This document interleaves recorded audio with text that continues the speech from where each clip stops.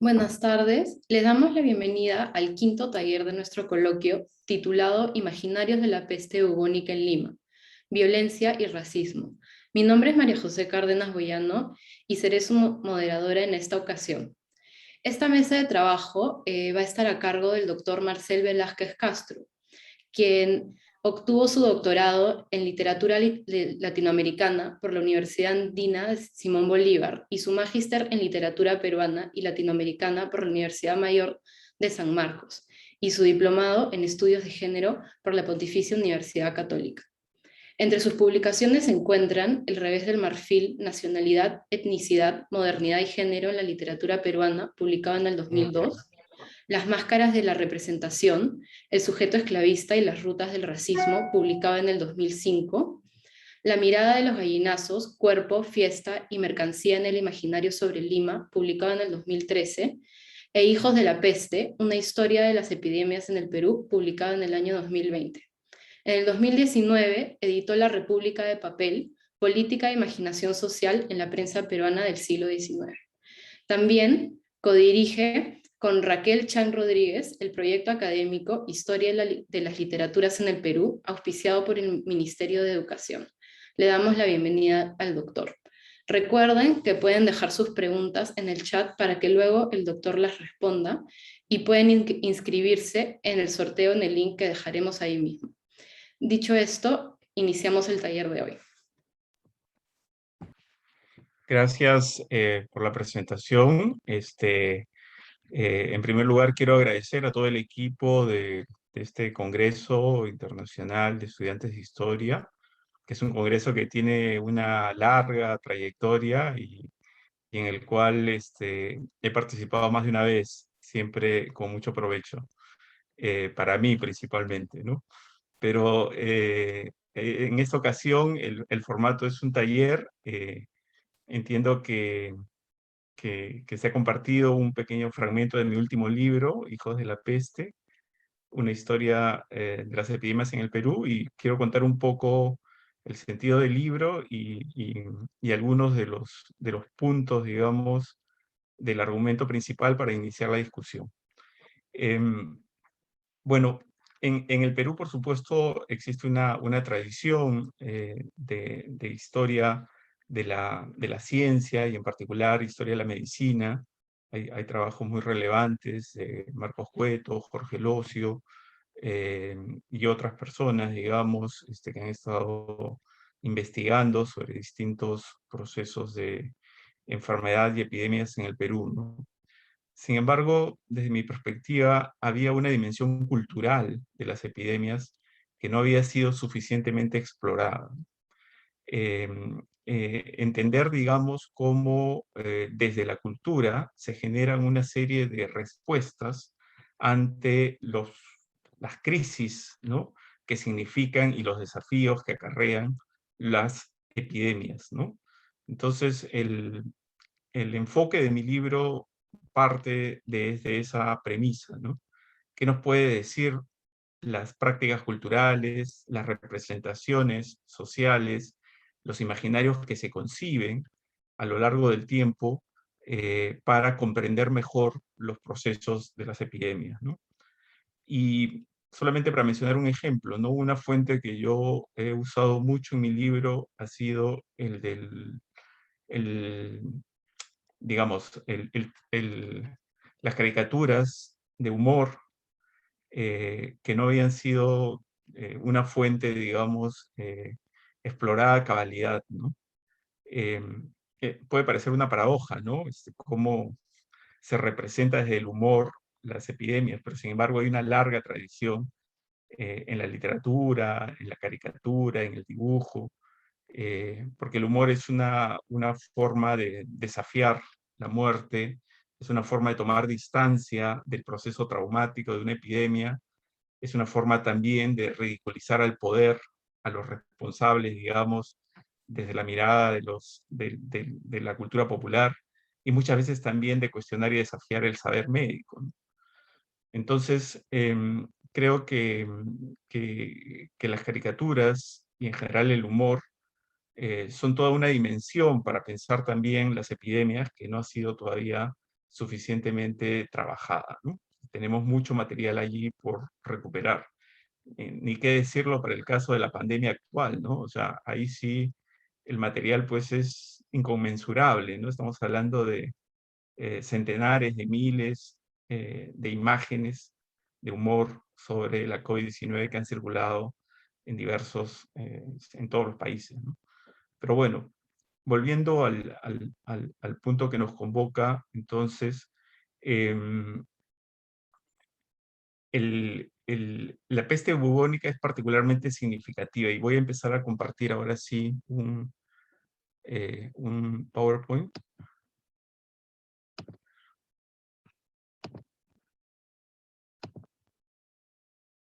¿Se está viendo? Sí, ¿no? Ok. Bueno, por ejemplo, acá en esta primera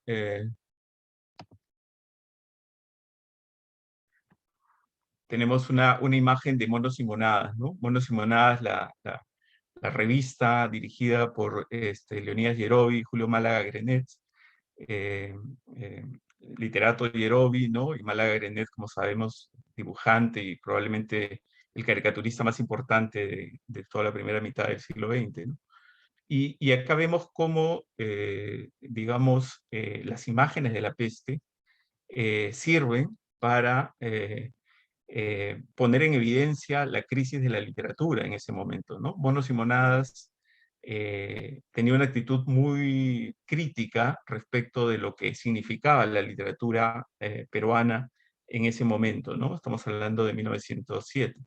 Y entonces aparece una persona que está, digamos, con una serie de eh, bubas, ¿no? Que refieren a la peste bubónica y que está en una situación, pues, calamitosa, digamos, y hay alguien que le está tratando de ofrecer algún tipo de remedio, ¿no? En fin, hay un texto ahí que no lo he puesto en este momento porque lo único que me interesa acá es demostrar cómo eh, el cuerpo afectado por la enfermedad empieza a convertirse en un significante que puede servir para transmitir otro tipo de significados, ¿no? Como en este caso un debate sobre la literatura, ¿no?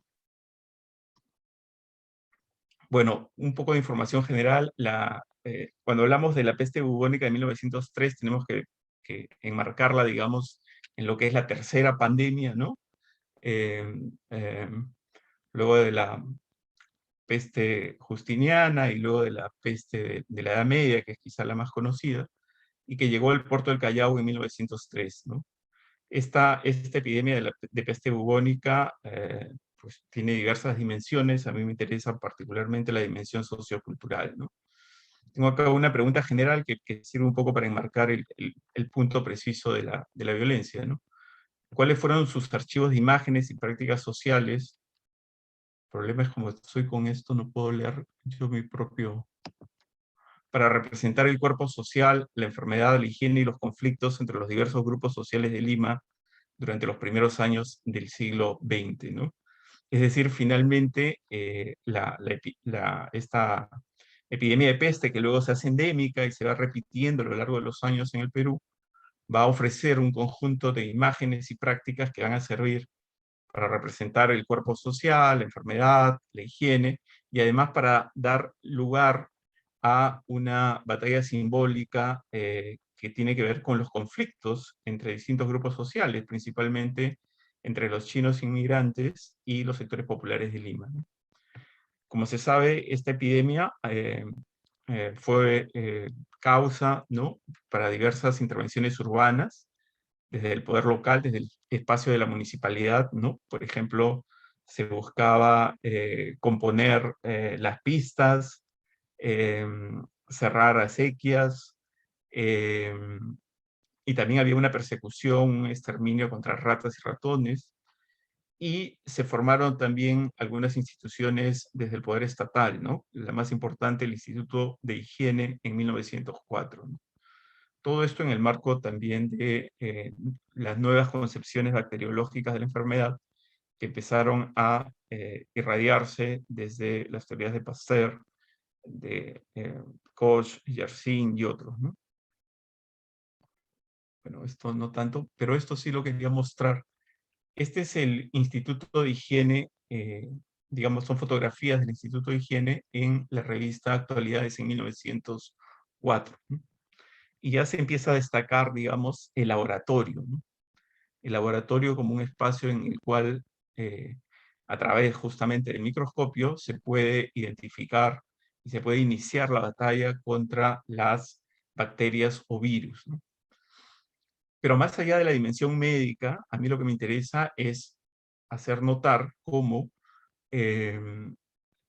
para los nuevos medios de comunicación, como las revistas, en este caso la revista Actualidades, los nuevos descubrimientos científicos que transformaron, digamos, la medicina a finales del siglo XIX, empiezan a convertirse también en una noticia, en un evento noticiable, en un objeto que puede ser de interés para la sociedad en general, y empiezan a configurarse, digamos, a través de, en este caso, fotografía, ¿no?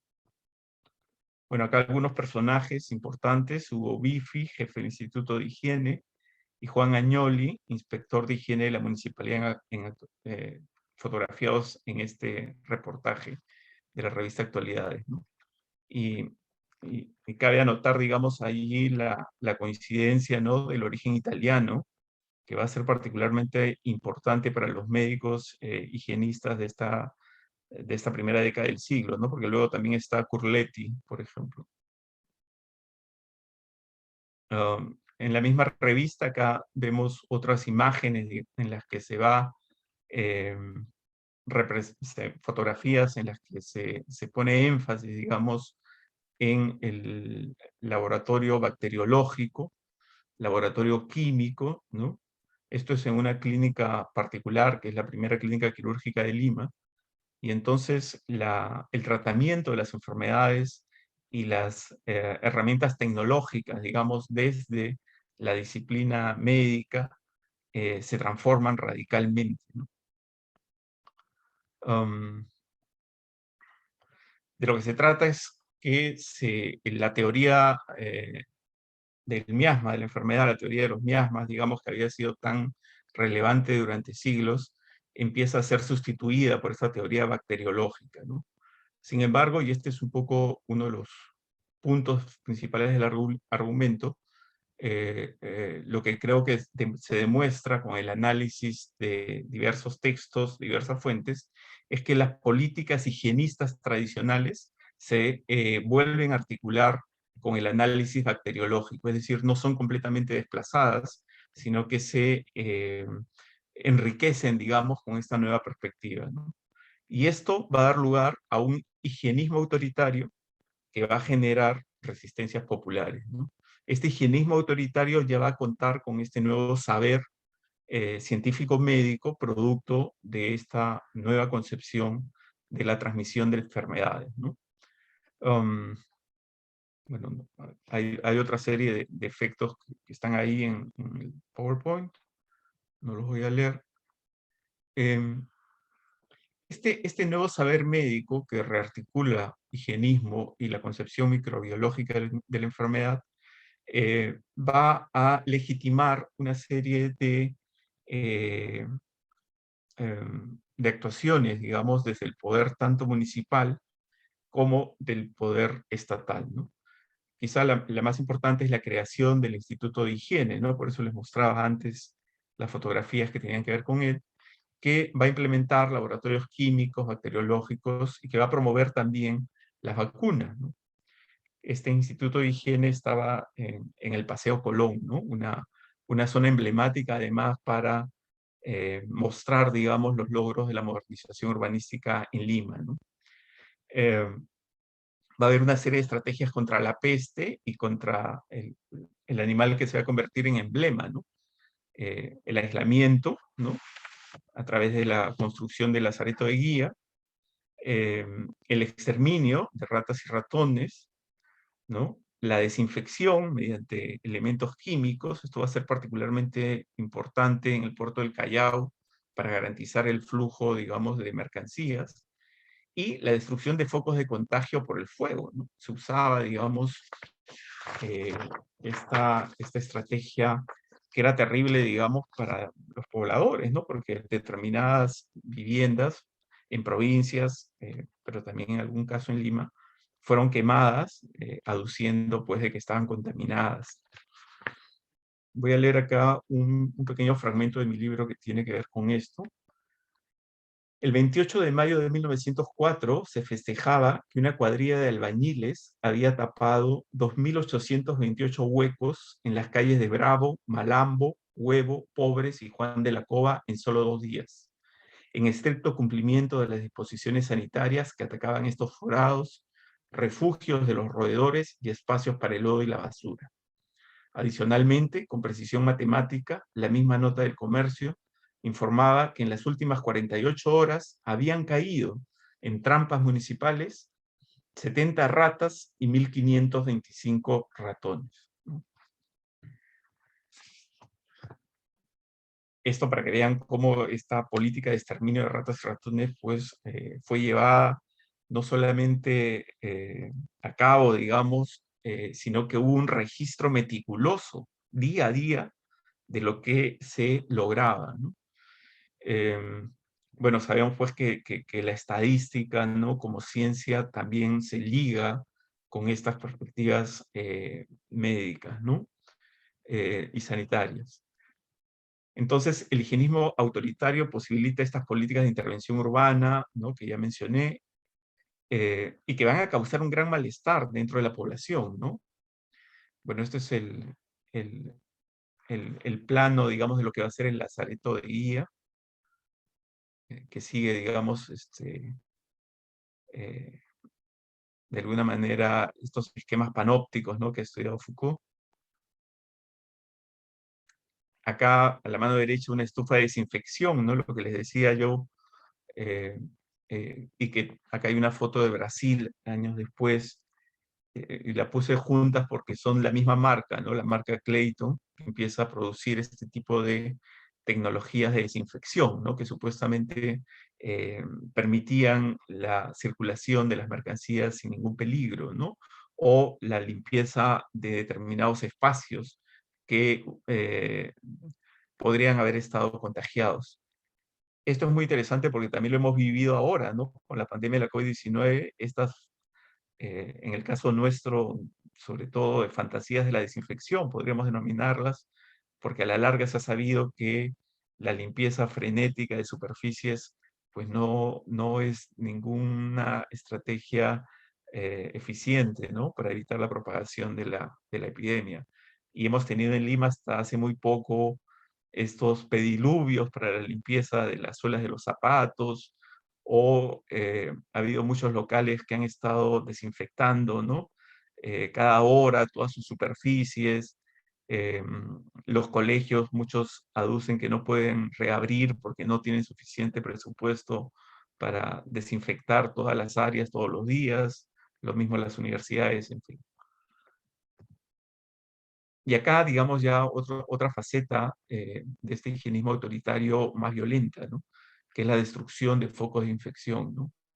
En el caso de la derecha, se trata de una habitación infectada en Mollendo, por eso les digo que no solamente fueron espacios, digamos, de, donde no había viviendas, sino también lugares donde residían personas, ¿no? Hubo resistencia contra este higienismo autoritario desde la cultura popular, por supuesto, y desde sus mediadores, ¿no? Entre ellos podríamos mencionar al propio Leonidas Yerovi, de la revista Monos y Monagas, que ya lo mencioné al inicio, ¿no? Y un caso muy especial es el de Federico Helguera, ¿no? Quien fue alcalde de Lima en estos años digamos, legitimó y apoyó todas estas estrategias del higienismo autoritario, pero cuando escribe textos literarios representa voces tradicionales, ¿no? Renuentes al cambio y con desconfianza ante este nuevo saber científico médico, ¿no? Entonces es muy interesante porque la misma persona, digamos, adopta dos figuras sociales diferentes a lo largo del tiempo respecto de las epidemias, ¿no? Bueno, Yerovi, por ejemplo, reivindica los cuerpos populares y las vidas estigmatizadas desde el discurso higienista autoritario, ¿no? Yerovi se burla de un médico que ha hecho todo un escándalo en prensa porque han encontrado una rata muerta en una calle de Lima, ¿no? Y recuerda que hay muchas muertes entre los sectores populares por la tuberculosis y la sífilis, y sin embargo estas otras muertes son de cuerpos que no interesan al discurso higienista autoritario, ¿no? Que estaba en ese momento concentrado en el tema de la peste bubónica, ¿no? Bueno, como ya dije, ¿no? Todas estas imágenes, y no solo las imágenes, sino incluso el léxico de la peste, van a servir para simbolizar e interpretar la ciudad, la literatura, el amor, la política, ¿no? Y en este momento, además, la prensa empieza a incluir no solo un gran número de dibujos, caricaturas, sino también de fotografías, ¿no?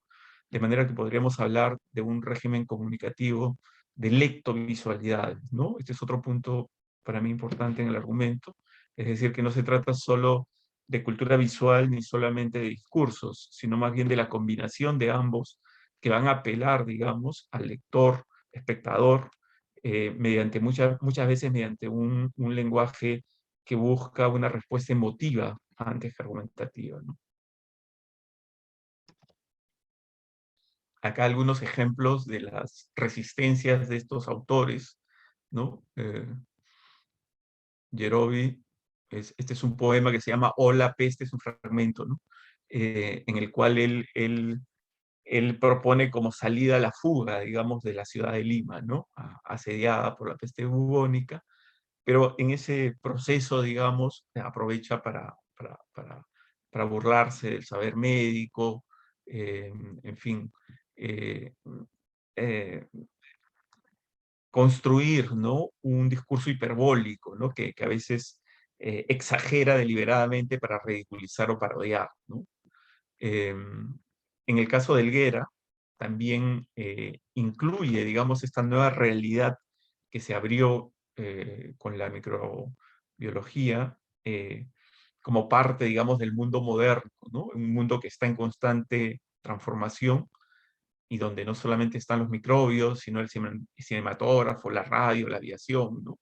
Y de alguna manera el hombre se ve preso de un desconcierto enorme y arrollado, como dice, ¿no? Lo arrolla en su vorágine, lo envuelve en su laberinto y lo arrastra en sus tempestades, ¿no?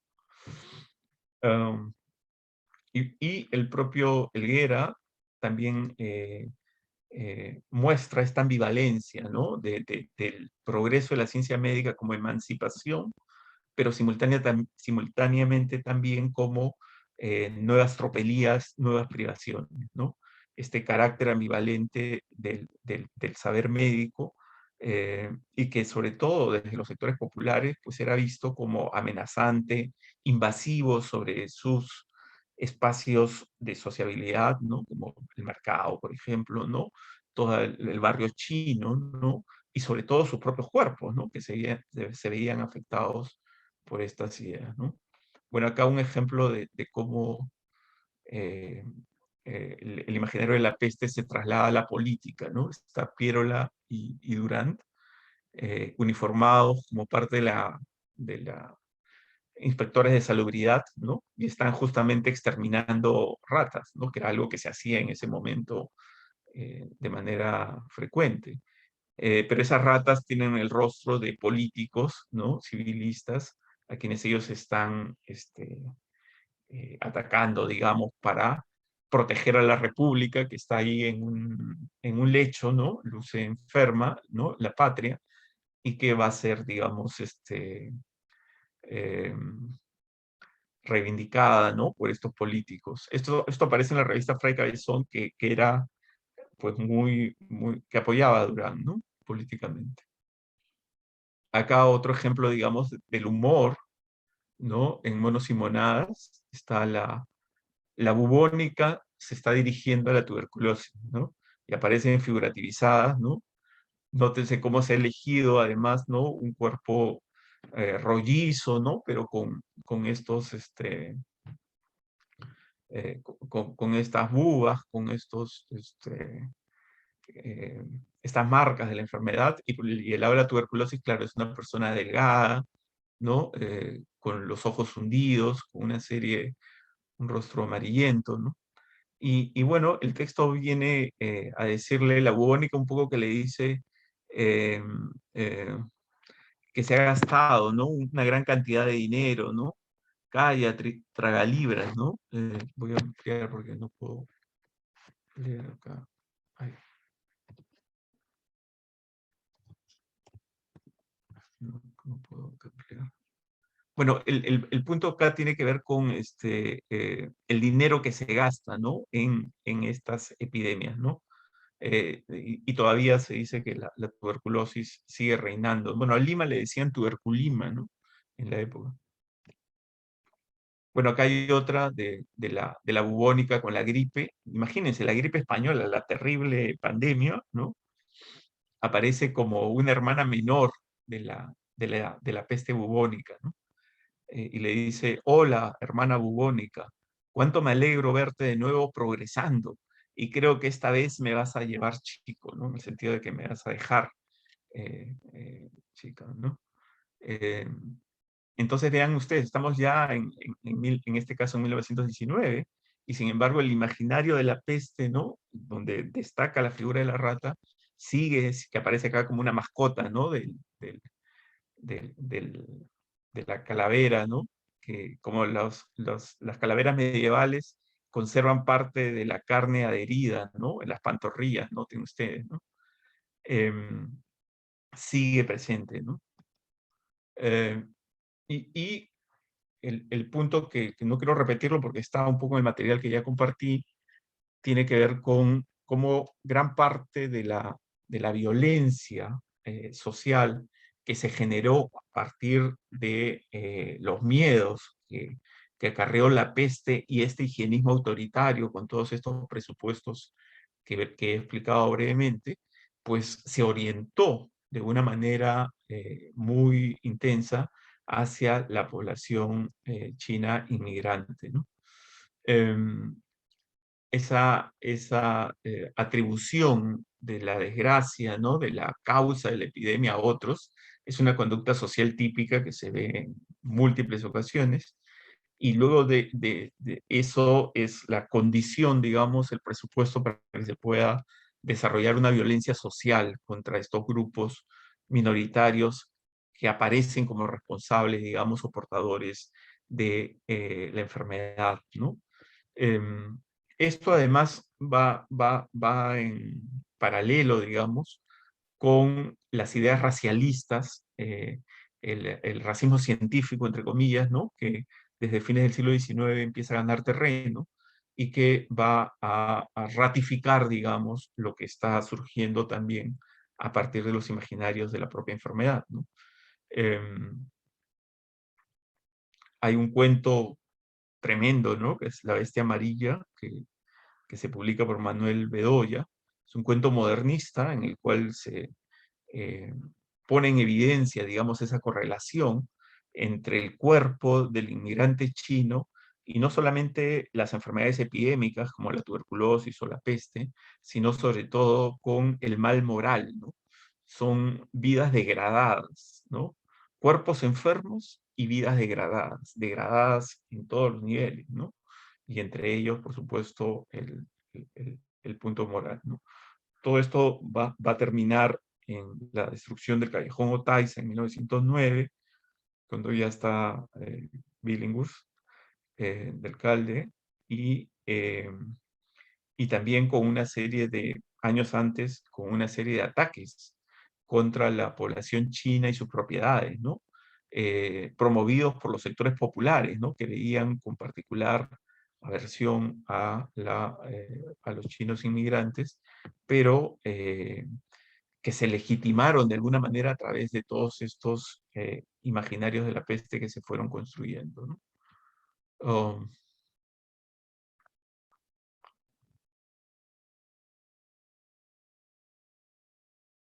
claro, se dan una serie de contradicciones que se podrían explorar mucho más a fondo, ¿no? Muchos de los escritores que disfrutaban de los fumadores de opio, ¿no? Valdelomar, por ejemplo, reprodujeron los tópicos deshumanizadores contra la población china. En el Cancionero de Lima vamos a encontrar una serie de menciones como chino come rata, por ejemplo, ¿no? Es decir, se empieza a establecer una conexión íntima, física, entre el chino y la rata, que es el símbolo por excelencia de la epidemia de la peste bubónica, ¿no? Em, También mucha parte de la población inmigrante china estaba en el negocio de las fondas, ¿no? Ofrecían comida para los sectores populares, ¿no? Y a pesar de que los sectores populares acudían a esos lugares, se alimentaban e incluso disfrutaban seguramente de la comida, en el discurso cultural sobre esa comida se destacaba solamente aspectos negativos, ¿no? Oh, acá algunas imágenes donde nuevamente vemos cómo la caricatura de humor puede contener una violencia, ¿no? Tremenda contra una población, ¿no? Acá los chinos aparecen con unas manos desmesuradas, tipo garras, en una posición semejante a la de las ratas, como hemos visto en otros dibujos, y donde sus coletas funcionan de manera metonímica, ¿no? Eh, Trayéndonos un atributo también esencial del animal, ¿no?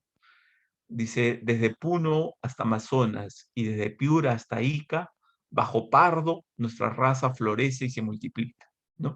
Claro, el discurso es claramente irónico, ¿no?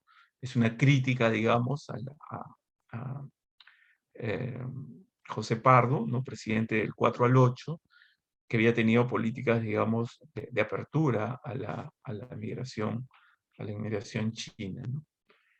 Y esta es una célebre imagen que se publicó en Variedades en 1909, después de la destrucción del Callejón Otaiza.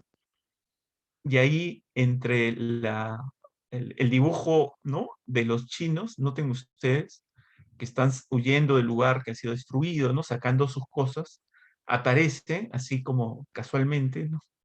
Unas ratas que están también cargando sus costas y saliendo del lugar, ¿no? Con lo cual se ratifica y se refuerza esa asociación, ¿no? Em,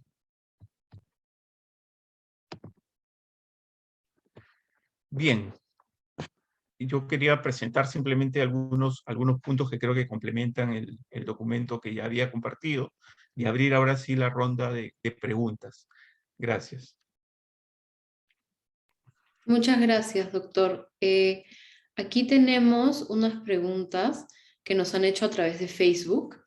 Esta pregunta la hizo Franco y él pregunta, acorde a los avances de la ciencia y la aplicación de las políticas de asepsia, ¿cuáles considera que fueron las medidas higienistas en Lima, por ejemplo, el urbanismo u otros ámbitos?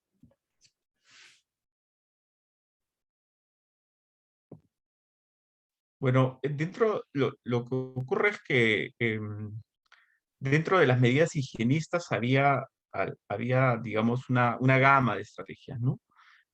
Todavía se nota la influencia de las teorías miasmáticas, porque, por ejemplo, las calles que eran empedradas se paraban desempedrando, digamos, y quedaban huecos, ¿no? Y ahí se almacenaba el agua se corrompía, se podría, y había toda una preocupación por esos efluvios, digamos, malsanos que salían de esas aguas corruptas, y se pensaba que eso contribuía también a la enfermedad, ¿no? Entonces, dentro del marco de las políticas higienistas, por ejemplo, se buscaba reparar todos esos huecos en las pistas, ¿no? Luego estaba el tema de la limpieza de las azoteas. También promovían ellos, y esto sí tenía mucho sentido, la ventilación en los cuartos, ¿no? Que no se construya, que no se tuburicen los espacios urbanos, que no estén cerrados, sino que haya ventilación y luz solar. Entonces, claro, algunas de las medidas que se proponían tenían lógica, ¿no? Pero crearon las condiciones para estigmatizar a determinados sectores, porque evidentemente quienes no tenían las condiciones para desarrollar una vivienda higiénica, inmediatamente se convertían en sospechosos y en portadores potenciales de los virus y bacterias, digamos, que daban lugar a las epidemias, ¿no? Y eso es lo que pasó, digamos, con el Callejón Otaiza, donde en un pequeño espacio pues había muchas viviendas y ahí estaban los chinos inmigrantes. Muchas gracias. La siguiente pregunta dice, ¿qué paralelismos se pueden trazar entre las reacciones populares a las medidas del control pandémico en el pasado, concretamente en la peste bubónica de inicios del siglo y la pandemia actual del COVID-19?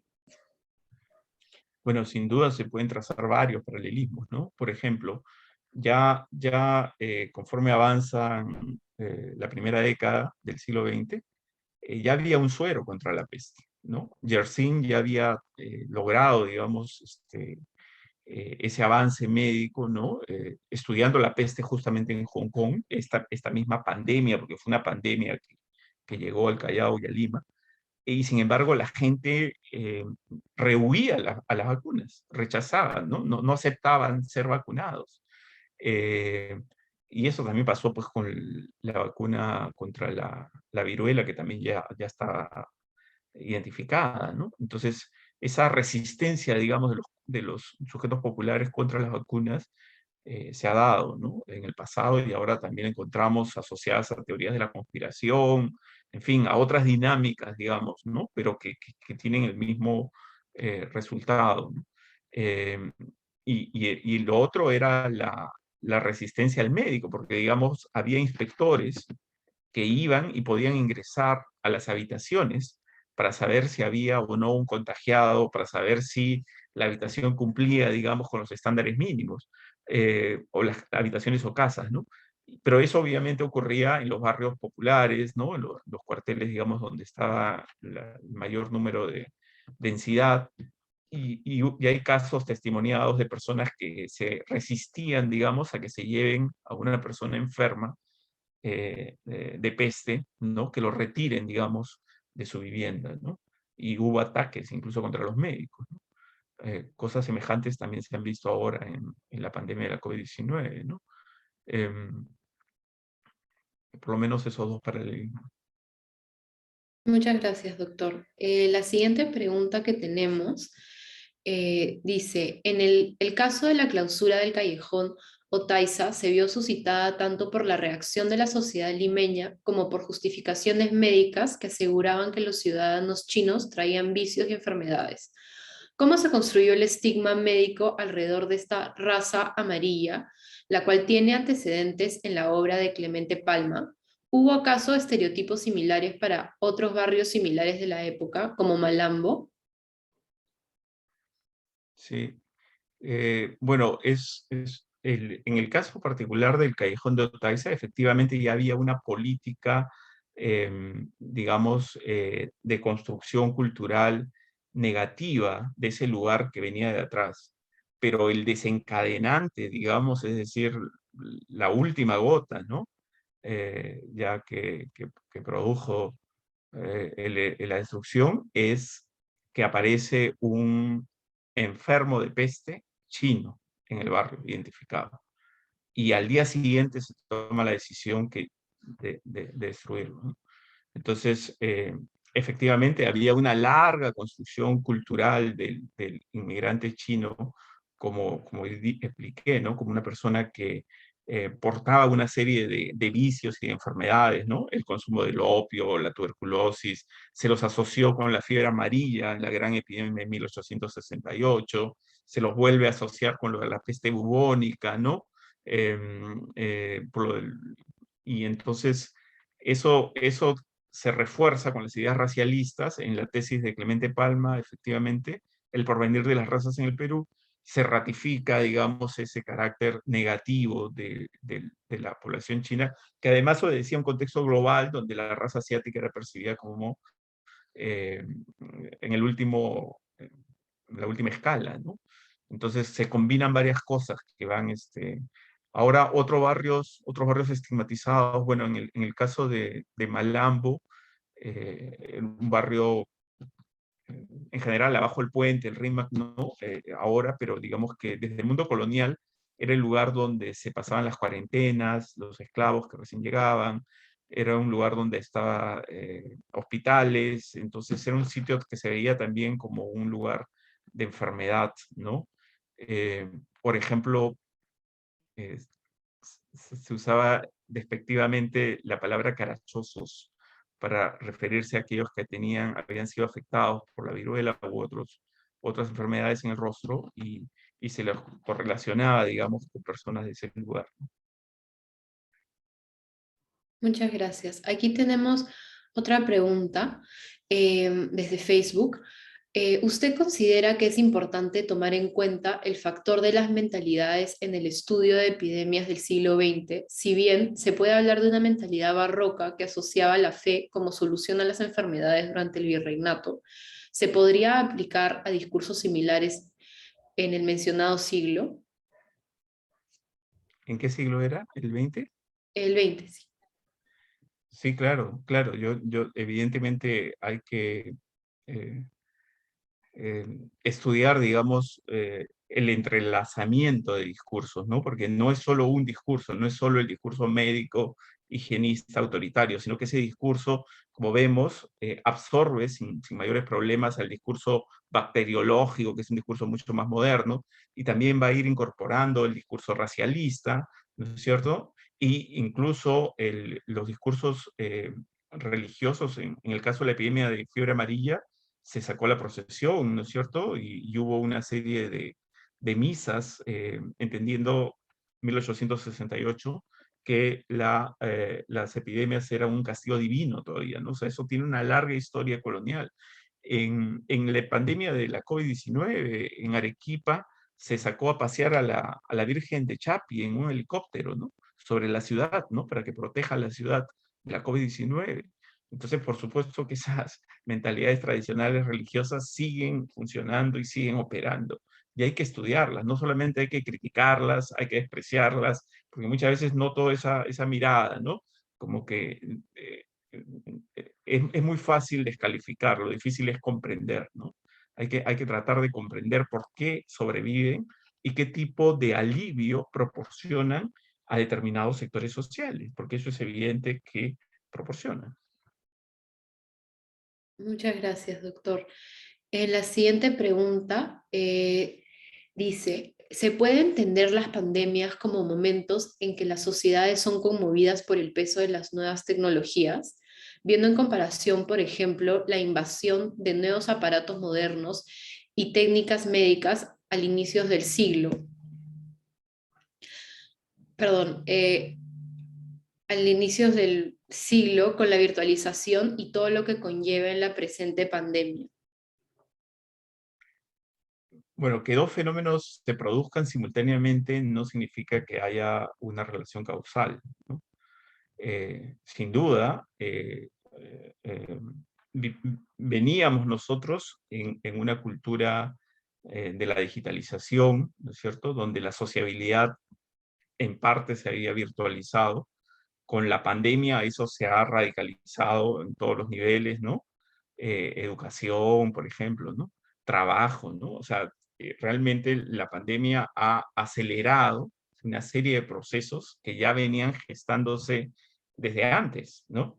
Que no necesariamente son nuevos ni resultado de la pandemia, pero que sí se han intensificado y se han acelerado a todas luces, ¿no?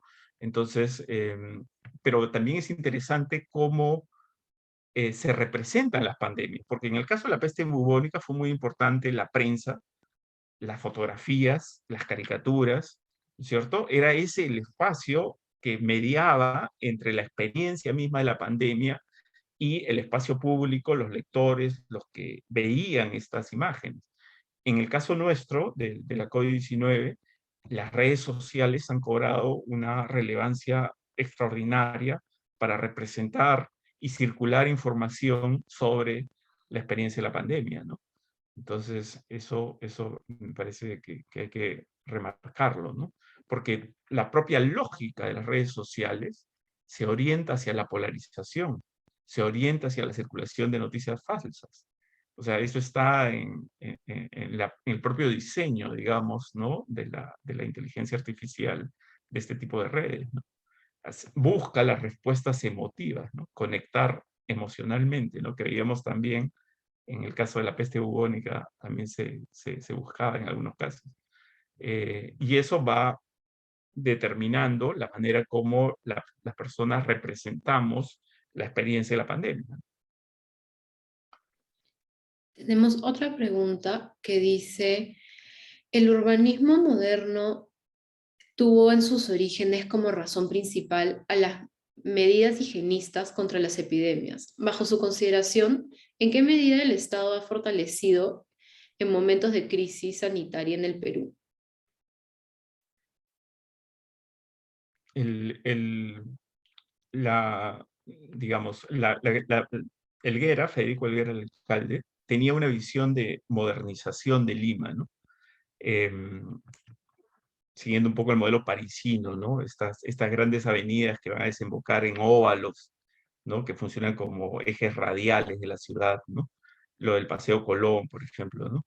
Em, em, y, y ciertamente después de la gripe española se va a producir un cambio en todo el mundo, en los diseños urbanísticos, en los hábitos de, de salud, etcétera, ¿no?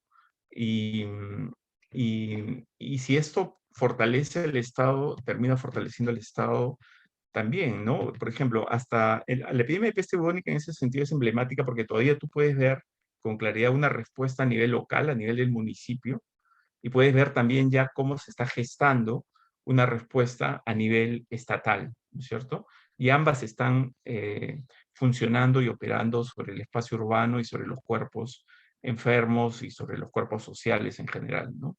Y eso, esa tendencia, digamos, va finalmente hacia la centralización, hacia la aparición de un Ministerio de Salud, que ya no va a estar subordinado, digamos, a otros, etcétera, ¿no?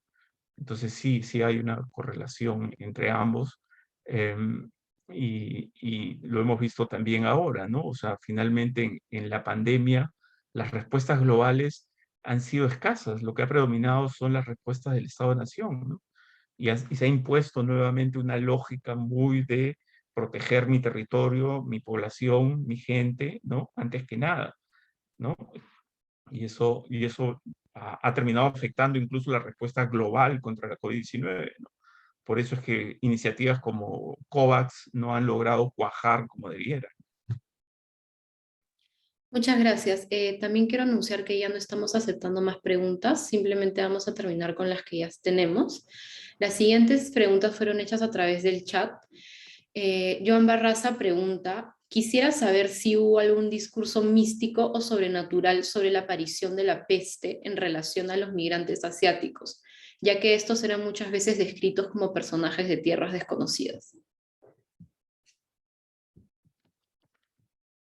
Místico exactamente no, pero sí hubo una exotización, digamos, ¿no? Que construyó a esta figura como, como una alteridad radical, ¿no es cierto? A la figura, digamos, del chino inmigrante, ¿no? Y por eso mismo, pues había, la tercera pandemia de peste afectó sobre todo a la India, ¿no? Ahí se produjeron 20 millones de muertos, que fue casi más del 90% de los muertos totales en el mundo por la peste bubónica, ¿no? Entonces llegaban las noticias y se ponía énfasis en que habían sido justamente, digamos, estos países, ¿no? Que estaban profundamente orientalizados, ¿no? Dentro de las concepción culturales de la época, los que habían sido particularmente golpeados, ¿no? China, Hong Kong, la India, y entonces se producía esas correlaciones, ¿no? En las cuales se mezclaba, digamos, esa exotización con esa atribución de la responsabilidad a esos cuerpos, ¿no? Muchas gracias, doctor. Aquí otra pregunta desde el Zoom. Gonzalo pregunta, ¿cuál podría decir que fue el impacto de la gripe española en Lima de 1918 y qué investigaciones recomendaría para comprender mejor frente a esta enfermedad en nuestro país?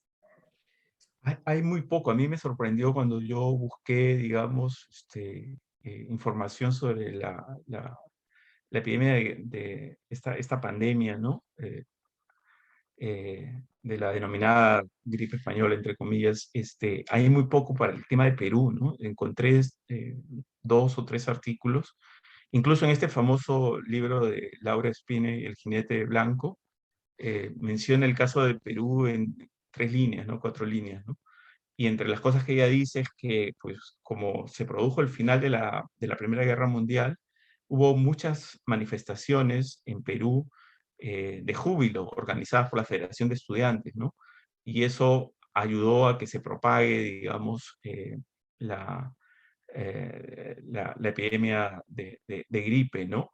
Incluso el número de muertos se estima simplemente a partir de algunos estudios en 50.000 muertos, y lugares particularmente afectados, Lima, Moquegua, Iquitos. En caricaturas, sin embargo, sí se pueden encontrar varias menciones a la gripe española, ¿no? Aparece, digamos, figurativizada, ¿no? Entonces, fue algo que estuvo allí, pero que sin embargo no ha dejado demasiados registros, ¿no? A diferencia de la peste bubónica, es curioso porque es después, ¿no? Pero claro, por sus síntomas muchas veces era confundida con una influenza ordinaria, ¿no? Hay que seguir investigando más fuentes, ¿no? No hay suficiente trabajo sobre esa pandemia en el Perú, específicamente en el Perú. Muchas gracias. Aquí tenemos otra pregunta. ¿El impacto de la peste bubónica en Lima y el Callao fue similar a las ciudades costeras del norte como Trujillo y Chiclayo, ciudades en las que se reportaron gran cantidad de enfermos entre 1906 y 1909? Sí, todos los puertos se vieron afectados, ¿no? Todos, Mollendo, también los puertos del sur. Incluso, por supuesto, Arica, Valparaíso, ¿no? Este tipo de enfermedades no conocen fronteras, ¿no? Siguen propagándose. Y en el caso de los puertos del norte o las zonas del norte, sí, claro que sí. Hay, digamos, el número exacto, el porcentaje, y esa es otra peculiaridad de esta epidemia. En el caso de Lima no es un número muy importante en términos cuantitativos, ¿no? Pero culturalmente y simbólicamente sí es una epidemia que marca profundamente la cultura de la época, ¿no? Eh, no tengo estadísticas comparativas con otras ciudades, pero en todas las ciudades costeras del Perú hubo brotes epidémicos más o menos graves y que produjeron, por supuesto, un número importante de muertos en todos los casos, ¿no? Muchas gracias. También tenemos otra pregunta de Mónica Fuentes aquí en el Zoom, que dice, en su opinión, debido a esta peste y el brote paralelo de otras durante dicha época, ¿cuál sería el aporte en las políticas públicas del gobierno respecto a la contención de futuras enfermedades? Bueno, eh, hubo digamos, una preocupación legítima por adecuar las instituciones a los nuevos conocimientos científicos, ¿no? Les mencioné yo la creación del Instituto de Higiene, por ejemplo, ¿no? Y déjenme mencionar acá también, ese Instituto de Higiene fue muy importante, y el otro a nivel estatal es la creación de la Dirección de Salubridad Pública, ¿no? Donde se coloca al frente a un médico, Arce Fernández, ¿no? Que cumple un papel muy importante en todo esto, ¿no? Eh, y la beneficencia también llevaba, digamos, sus informes anuales con estadísticas, con mención ya cada vez más precisa de estas enfermedades epidémicas, y así se puede ver, digamos, esta respuesta del Estado por intentar enfrentar con las herramientas y concepciones que tenía estas epidemias, ¿no? Tanto a nivel local, municipal, ¿no? Con el Instituto de Higiene, como a un nivel ya más centralizado, estatal, con esta Dirección de Salubridad Pública, que va a ser luego el germen de lo que va a ser más adelante el Ministerio de Salud, porque en ese momento no existía un Ministerio de Salud, ¿no? Sí. Muchas gracias, doctor. Y aquí tenemos una última pregunta. ¿De qué manera impactaron las epidemias a inicios del siglo XX en nuestro país a la creación y desarrollo de instituciones estatales y privadas para el cuidado de la salud y salubridad? Y una pregunta siguiente con esta que dice, ¿cuáles fueron estas si el Ministerio de Salud fue creado recién durante el gobierno de Benavides, así como los grandes hospitales de la década del 40? Sí, bueno, de alguna manera es la misma pregunta o muy parecida a la anterior, ¿no? Ya la he contestado. En el caso de la fiebre amarilla, por ejemplo, la fiebre amarilla dio lugar a la creación del Hospital 2 de Mayo, ¿no? Que en su momento fue el hospital más moderno del Perú, ¿no? Eh, y que tenía una gran capacidad y que se diseñó, digamos, ya bajo una concepción mucho más moderna que los viejos hospitales coloniales que se mantenían, digamos, durante las primeras 5 décadas de la República, ¿no? En el caso de la epidemia de peste bubónica, como dije, hay que pensar en el Instituto de Higiene, en la Dirección de Salubridad, eh, en las tesis, por ejemplo, de los médicos de San Fernando, que empiezan a orientarse al estudio de epidemias. Hay muchas tesis que tienen que ver con la epidemia de peste bubónica, la tuberculosis, la viruela, que por supuesto no se habían ido, no desaparecen, ¿no? Sino que se mantenían endémicas en el Perú y en Lima en particular el caso de la tuberculosis, y seguían ocasionando pues un alto número de muertos. Entonces hay una respuesta, digamos, en múltiples niveles, ¿no? Y eh, las tesis de medicina de época dan cuenta de ello, y los registros oficiales que se hacen cada vez más sofisticados en la beneficencia también ayudan a ello, ¿no? Muchas gracias, doctor. Me parece que teníamos una pregunta más que va relacionada con la que acaba de responder. Dice, ¿de qué manera se dio la contención de enfermedades como la fiebre amarilla por parte de instituciones internacionales, como la Fundación Rockefeller, la cual estuvo presente en diversos países de Latinoamérica? ¿Se puede hablar de una estrategia transnacional para el cuidado de la salud? Sí, en ese caso sí, ¿no? Y eso lo ha estudiado muy bien Marcos Cueto, ¿no? En su libro El retorno de las epidemias, ¿no? Sí, sí, sí, era una política transnacional con mucho capital norteamericano, ¿no? Que funcionó, digamos, en diversos lugares, ¿no? Comenzando, digamos, con el caso paradigmático de Cuba, ¿no? Donde logran, digamos, controlar esta enfermedad que era terrible, la fiebre amarilla, y que además era endémica en ese lugar, ¿no? Luego se ve también en el caso del Canal de Panamá, cuando se construye el canal, ¿no? En el caso del Perú en las décadas posteriores, ¿no? Ya en el siglo XX y en otros países también, ¿no? Entonces sí hubo, digamos, políticas transnacionales que funcionaron y que demostraron ser efectivas, ¿no? A lo largo del tiempo, ¿no? Sin embargo, muchas de ellas, como bien ha señalado Cueto, están marcadas también por una mirada vertical y autoritaria, ¿no? En la que no se involucraba a la población, ¿no? Ese es un punto clave, ¿no? Si no se logra convencer, persuadir a la población de la naturaleza de la epidemia y cómo poder combatirla, cómo poder prevenir el contagio, etcétera, las medidas tomadas desde el Estado pueden terminar siendo inútiles o poco eficientes, ¿no? Recuerden ustedes, por ejemplo, en el caso de la COVID-19, todo este discurso de la criminalización del enfermo o de quienes no podían cumplir las normas sanitarias en los primeros meses del gobierno de Vizcarra, ¿no? Eh, Todo eso no contribuyó en nada, digamos, a poder remediar el índice de contagio, ¿no? Es un error que se ha repetido en prácticamente todas las epidemias o pandemias que ha vivido nuestro país, ¿no? En el caso del cólera también, en la década de los 90, que se estigmatizó como una enfermedad de pobres, de personas migrantes que vivían en la periferia de Lima. Incluso hoy, digamos, para mucha gente de clase media, ¿no? Es como vergonzoso decir que ha sido contagiado de COVID. Más de una vez he escuchado a personas que te lo cuentan así como si fuese pues un pecado, ¿no? No se lo digas a nadie, ¿no? esa cosa muy limeña, muy perniciosa finalmente, porque eso contribuye a estigmatizar al enfermo. Muchísimas gracias, doctor. Si ya no hay más preguntas, podemos ir terminando con el taller. Es de Historia de las Epidemias. Queremos reiterar nuestro agradecimiento hacia el doctor Marcel Velázquez Castro por su gran presentación, que estuvo muy interesante, como también les agradecemos a ustedes, el público asistente.